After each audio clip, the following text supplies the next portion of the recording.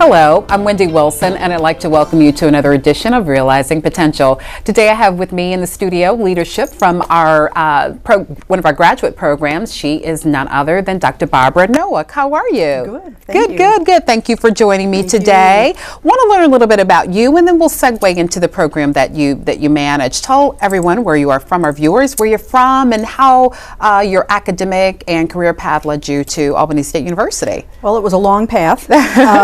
I'm originally from Milwaukee. Okay. And I got my degrees from the University of Wisconsin, a bachelor's in social work, a master's in social work, and then a PhD in an interdisciplinary degree that included social work, but urban studies, political science, sociology. Okay. And then after I graduated, I went to the University of Houston for 3 years, and then I was at Stephen F. Austin State University for a year.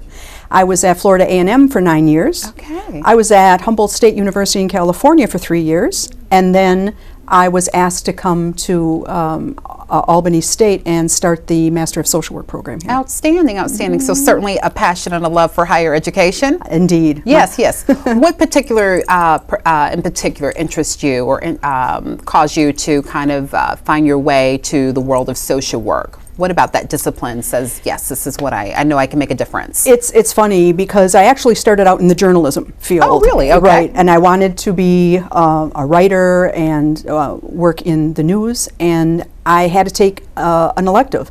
And I had heard that social work was really easy. That's where people that don't really need to know much can get a good grade. I thought, that sounds like me.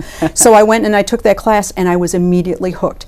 The profession is dedicated to working with the disenfranchised, the oppressed, the marginalized individuals in society, and all of it appealed to me. Learning the skills, the knowledge, the values of the profession all resonated deeply with me.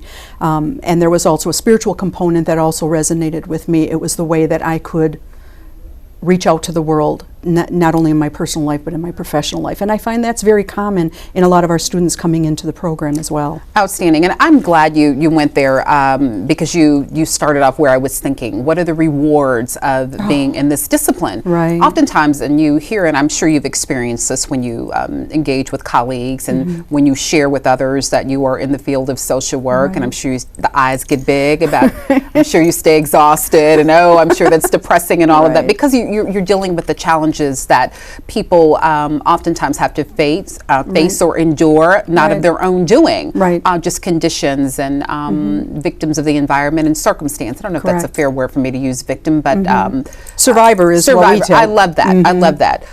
So again, I'm sure there has to be a conscious decision to balance that, and so you're finding yourself, but I'm in it because of this. So what is it in particular about the rewards that you experience on a regular basis that cause you to stay? You can't put the rewards in a paycheck, let me just say that. It is very hard work, and again, the field of social work is so broad. It's a very powerful degree because you can go in so many places with it. So we have a lot of people think there's only two things that social workers do. We either snatch kids or we give out welfare checks. And income maintenance is an important part of social work.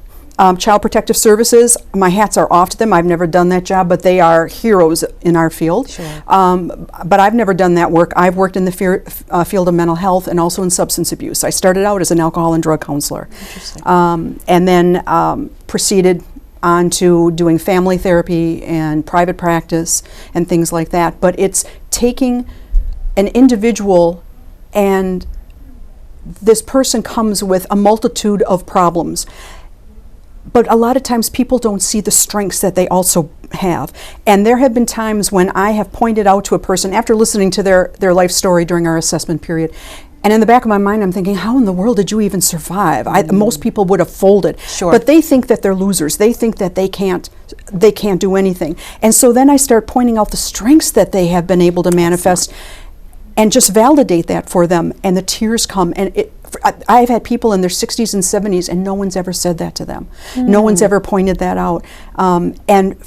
Sometimes all it takes is one person believing in you. Indeed. I don't know what your background is, but I know that I look back at my life, and there was always one pivotal person at a critical time in my life that said, I believe in you, I think you can do this. And I would not be standing here today if it had not been for those people along the path. And so my dream is to be able to give that back. And as an educator, I tell my students that all the time. You may be that one person in that individual's life that will 20 years from now, and I've had that happen, call me and say, if it had not been for you, I would not be where I am today.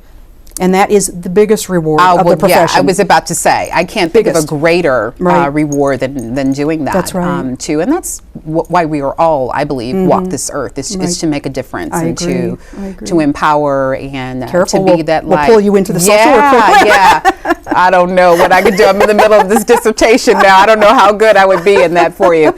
But let's speak to those potential students, those candidates that are interested in approaching you, and they want to. I want to pursue a graduate degree. Right. And so, what will those concentrations in your area look like? Well, our concentration in social work at the graduate level, the first year of the program is the same for everyone across the country. We all have foundational competencies that we have to make sure that students graduate into the second year with. Excellent. It's at the second year of the program that we all go different ways. Okay. For instance, when I was at Florida A&M, we started the master's program there, and it was in administration and social services. Ours is clinical, and our clinical program prepares our students for licensure, to become a licensed MSW, and then eventually a licensed clinical social worker. I see. To become a clinical social worker, you've got to have a commitment to working with individuals, families, couples, groups at the micro level, but also be able to connect it to the macro issues that are going on. So here's an example. When I was in practice, I had a number of women that were coming into the substance abuse agency that we were at, and when they were women of color, and very soon we'd see them disappear. And so I started in community meetings, asking what was going on. And they said, what happens is with women of color, if it gets through to Child Protective Services that you're in treatment for substance abuse, they're going to take your kids. And it's been happening in the community, so we're avoiding it. So I have this group of individuals that needs help, but they're afraid to come in. So what we did is, while we're working with them on the individual basis, we started going to the community boards and saying, we need to start a residential care facility for these individuals where they can bring their children, where they don't have to fear losing them. So we're working at the micro, the meso, and the macro level simultaneously. So we're looking for students that have that kind of commitment, and that's really unique. In psychology, which we draw from, it's a sister profession of ours, and we love it, but we also sometimes see that the target of change is not always our client. The target of change is sometimes the environment in which they're working with, the social systems that are oppressive. So we are looking for students that are able and interested in working simultaneously to change policy, to change programs that will empower individuals, especially those that are disenfranchised and oppressed. Sure. And I'm sure you see a large number of the disenfranchised just because of the impoverished community that we reside in. Right. You're right. You're right.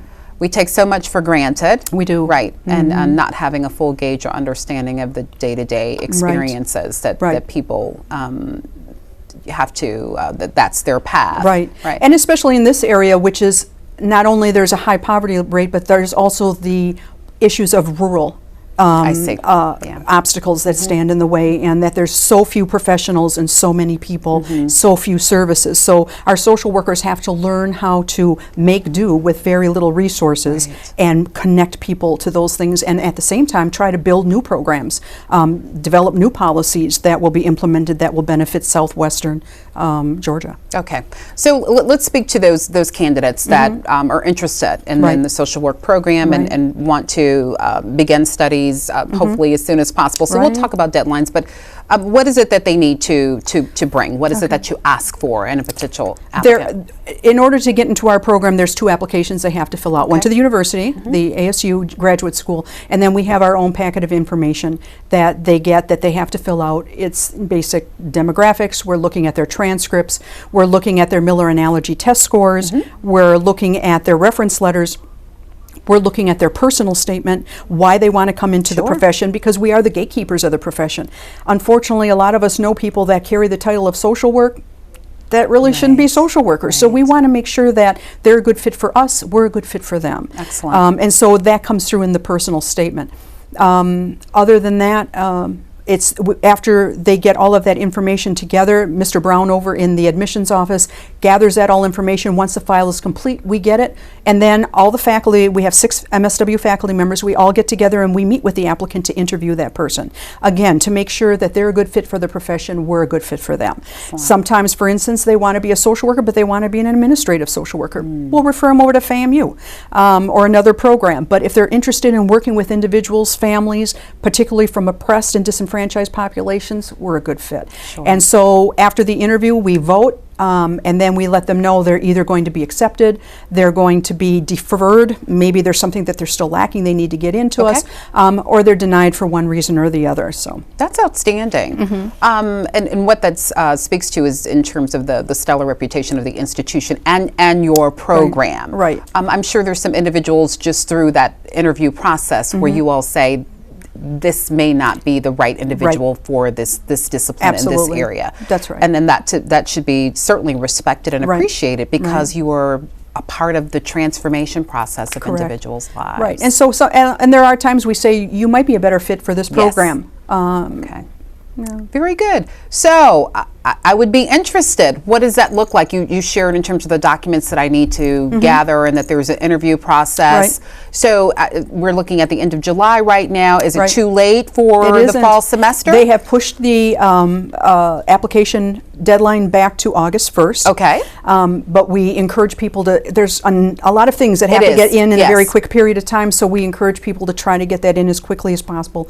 Contact the graduate office and get rolling on that. As they come in, as soon as that file is completed, boom, we get it and we can move that really quickly. Outstanding. And so for whatever reason I was not able to make it for the fall semester, I could still need to start working on that so that I can be prepared for the spring. Exactly, because we actually prefer to admit students for the fall in the springtime semester. That gives them some time to think about maybe even starting in the summer. We offer courses, and this is another thing I need to say to you. Please. Is our program is for non-traditional students. Most of our students that come in, they're working during the day. Yes. And they don't have the luxury of quitting their job and coming in and doing an MSW program. So our classes start at 5:15 in the evening, and then the first one ends at 7:45. The second one starts up at 7:55 and goes till 10:15. Wow. So they come on Monday and Wednesdays, the first year students. Second year students come on Tuesdays and Thursdays. And then on top of that, they also have their field hours that our accrediting body, the Council of Social Work Education, says they must have. Thank you for sharing that. That is very important information to share. Oftentimes people make decisions about going back to school or entering into a graduate program based on that alone. Right. Because many don't have the luxury of just exclusively go to school. Correct. They have family, they have lives, they That's have to make sure right. that revenue stream comes in. So That's of course you add one more ball to the juggling process, and Right. so to be able to take classes when it is convenient for me, which is typically in the evenings for and all of our students. faculty did it that way. So we're all very sensitive to the needs of people with multiple things going on in their life, and like you say, trying to juggle all of that. Absolutely, absolutely. One of the things I've observed, I was in for a brief period of time before I started doctoral program, I was in one of the graduate programs here, and it was always refreshing to be able to engage with like-minded people and people who have similar experiences. We 50 and older, that group, there was sometimes some apprehension because am I going to be in the class with a student that's 19, 20, and so will I be able to connect? And so yes, we've had students in their 50s and 60s that are in the program. A lot of times they're coming because they're in like a transitional period in their life. Kids are gone, and now it's just them, and they're thinking, what do I want to do with the rest of my life? Great. And social work we've had people coming from pharmacy, from business, from accounting, from the fine arts, all different disciplines to the social work program, and saying, I want to do something different, and I want it to be meaningful. I want to give back. I love that. I love that. So we love that because the diversity just enriches the program so much. They bring their experiences into the classroom, and it just makes it come alive for students. Well, they certainly have the right person at the helm leading that effort. Your energy just emanates, and your passion is very visible. And clearly, the timeline that you've been in, I know you just started it when you were probably 3 years old. Yeah, right. So true. I was a prodigy. Yes, your youthful look. So, but yeah, and that's very rare nowadays. Before we wrap up, most people don't stay; they just hop from job to job and profession. So there obviously is a love for it, and who better for that area than discipline. And students will find that from all of our faculty. We all love the profession. We're dedicated to the mission of the profession, and all of us say there is nothing else we would have done. Great. It was a pleasure having you on the Thank show, you. Thank you. And hopefully we've touched some hearts in terms of viewers out there, and so. now that they know that this is if they made that connection, that there's opportunity for them to make a difference. Great. Very good. It's a pleasure. Thank you. And of course, we are showcasing our stellar graduate programs here at Albany State University. And so I'm now excited to share with you two gentlemen who have worked very, very hard to introduce our students to disciplines that certainly impact this community and globally, actually. And so I'm honored to have Dr. Ochi and Dr. Ngwafu with me now. And Dr. Ochi, you are representing criminal justice. Dr. Ngwafu, public administration. That's true. Yes, thank you, gentlemen. One, I had to us. twist his arm. I won't tell the viewers which one it is. But it's a pleasure having you on the show. We want to learn about the areas that you represent, the type of students that you are looking for to come in and become outstanding professionals in the respective disciplines. I'll start with Dr. Ochi. Tell us a little bit about the criminal justice program at the master's level. The Department of Criminal Justice has a master's degree program, which is both online and face-to-face. And as a matter of fact, we were the first school in the system of Georgia to have a fully online master's degree program. Okay. And our program attracts people from various areas of law enforcement, whether it's corrections, law enforcement, courts, and a lot of our students go to graduate school. And so it's attracting people from various fields, some coming from sociology, psychology, social work, education, political science, etc., and people from different fields. Yes. I had the opportunity to do a little research, particularly with the criminal justice program. We are excited at the Cordele campus to try to expand our academic portfolio. So we're looking at students from the undergraduate program, but it was, again, in my research, discovering the number of career paths that you can take with a master's degree in criminal justice. Would you share with our viewers what that looks like? A lot of our students that come to our graduate programs are people who are already in the field. They are already professionals who want to advance their opportunities by having a master's degree in the criminal justice.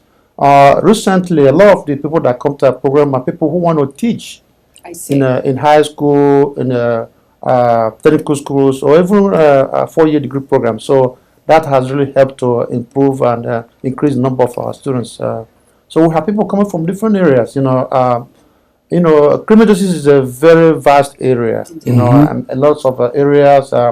It's really a lively field. Whether it's secret service or whether it's corrections, law enforcement, forensic science, all areas, and so really it's going to always be a booming discipline. Yes. But recently we've noticed an increase in people that want to teach. That's really a very interesting area. So we're welcoming anybody. All they got to do is have a first degree in any discipline, doesn't matter, and we're willing to accept you 2.5, have a MAT or GRE, and we will consider you and to be in our program. Very good. Excellent program, Very and we got people from all over the country. Yes, who are in our yes, program. yes, and I know the online piece, I'm sure, is very convenient for a lot of very individuals. convenient. Right. Outstanding. Dr. Ngwafu, Thank how you for are having me. It is my I'm doing pleasure, fine. sir. Very good, very good. Tell us a little bit about the Masters in Public Administration. The Masters of Public Administration was established in 1987 by the late Lois Banks Holly. Her goal was to create a program that was going to cater to students from underrepresented groups who were aspiring for managerial and leadership positions in public administration. In its 30 years history, it's produced over 500 students, graduates who work in different areas at the city, state, and national levels. We accept applications from undergraduate students from in disciplines that include the liberal arts, the social sciences, business administration, and the sciences from accredited institutions across the United States and internationally. Very good. Unlike the criminal justice program, where the name itself is pretty much telling in terms of what the potential student is going to experience or what they're going to learn, let's share with our viewers who may not be as clear or have a full understanding of what public administration entails. Exactly. It is a multidisciplinary field that draws from the fields of political science, history, business administration, and law. And as a result of that multidisciplinary background, we accept students from a wide array of disciplines because it's not something that is as unique as criminal justice, as you noted. Students who come into the program get trained in the skills, knowledge, and abilities that will enable them to manage organizations in the public, private, and non-profit sectors. One of the areas, and I had an opportunity to take a class under your leadership a couple years ago, and so I was very intrigued at the level of information that I was able to learn as it relates to public policy and the role that those individuals that decide to pursue that curriculum that they will have and the impact that you can have, particularly in communities like this. Yes. Public policy is one of the areas of specialization in the MPA program, as it is in political science. We know that policymakers drive what happens in this nation at the local, state, and federal levels. And so our aim here is to ensure that our students gain some insights into what the policy process is, who the main actors are, what they do and do not do, so that when they leave here, they can either serve as policy analysts or as other political leaders in this system. Outstanding, outstanding. This question again, and Dr. Ochi kind of alluded to this earlier, and so if you could share, if I'm interested in either of those disciplines, is it too late to start applying to the programs, and what does that process entail? Exactly. Yeah. The application deadline has been pushed to August 1st, so there's still some window for potential applicants who want to come into the program. The admission process begins with the submission of an online graduate application to the graduate school, the payment of application fee, the submission of reference letters, a career goal statement, GRE and MAT scores. And once the graduate school receives these documents, they forward them to the program, and then we make a determination as to what category our students are going to be admitted in. You can either be admitted as a provisional student, a regular student, or a non-degree seeking student. And each of these requires that you meet certain conditions. Of course, all students who come into the program will take the same core courses before they go into their areas of specialization. And like Dr. Ochi mentioned this earlier, are you in this program as well targeting, and I'm sure you want students from all different demographics, but you all seem to handle the non-traditional student very well, has been my experience. This program was created for a particular purpose, to serve a particular demographics. You know, Dr. Hollis's legacy or dream was to create a program that was going to cater to this group of students who could not go anywhere else. However, we broadened our admission process to include students who are not from underrepresented groups as well. Students who come in here are welcomed. You know, we have a fully competent faculty that are well trained academically and professionally to give our students the best educational training in public administration. We love our non-traditional students because the program is built around students who work and come to school in the evenings, you know. And we do everything to accommodate them so that they can go on to accomplish their career goals. You know. Very good. Before we wrap up, this question posed that I'll pose to both of you, and I posed this earlier to Dr. Nowak, and that is, she shared what is most rewarding about the discipline that she's in, and that was social work. So Dr. Ochi, I'll ask you the same question. What has been the most rewarding aspect of you being involved in the criminal justice discipline? Well, one of the most rewarding things is you know, getting a student who comes from some kind of background, who really has no hope, he or she thinks he's not going to make it, and he comes to the program, and we're able to work with him, and eventually he succeeds. A few years ago, I saw a student that managed to graduate, and then it was a homecoming, and suddenly this guy pulls up in a state trooper car, and he yells at me, "Dr. Ochie." I said, you? I can't believe it. So he's made it. I mean, when he graduated, we didn't think, you know, but being able to come and we help you and you see them. Our program has produced distinguished scholars.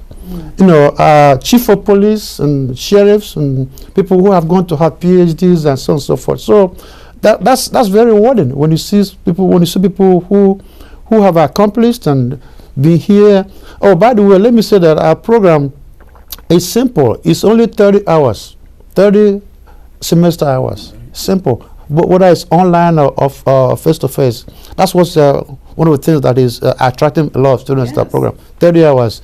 Once you come, you do 15 hours of core, and then you select one of the areas of emphasis, and then you finish 30 hours. You don't have to do thesis. We have thesis and non-thesis options.